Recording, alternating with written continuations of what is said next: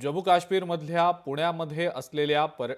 काश्मीरमध्ये सध्या असलेल्या पुण्यातल्या पर्यटकांसोबत लोकशाही मराठीच्या प्रतिनिधींनी संवाद साधला। पुण्यातले 2 जण जखमी झाल्याची माहिती मिळालेली होती। संतोष जगदाळे आणि कौस्तुभ गणबोटे यांच्यावर हल्ला झाल्याचं समजलेलं होतं। काय नेमकं या संदर्भात समजतंय, आपण हा संवाद ऐकूया। अमोल धर्माधिकारी बोलतोय, लोकशाही न्यूज मधून पत्रकार। हाँ बोला क्या तुम्ही तिकडे आहे का जम्मू काश्मीरला? हो हो जम्मू काश्मीरला ते काय आहे, ते जो हल्ला झालाय तेव्हा तुम्ही होते का तिथे?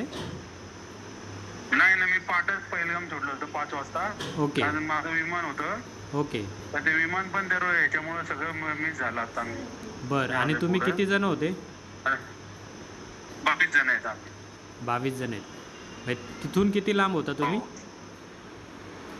साधारणतः 40 किलोमीटर आलो होतो आम्ही पुढं। हो का?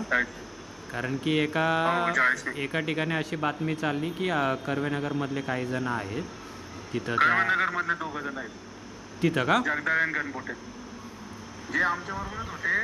हां पण त्यांचा आजचा पहिलगाम होता दिवसभर। ओके, ते रात्री आले होते।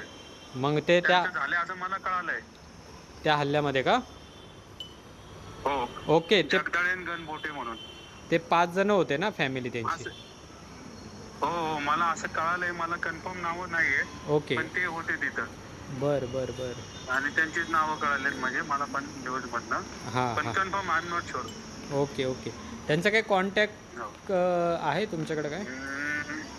मी बघतो काय असेल तर कारण की बातमी नाही, इकडे अशी। चालत नाही आता। हां. मित्राच्या वायफाय वर सगळे हो का? फोन चालू आहे। हां हां, बरं बरं, तर मी घेतो माहिती। घ्या मला। हां, 2 जण आहेत मला कळलं असं। लोकशाही मराठी ऐका, पहा, जागरूक रहा।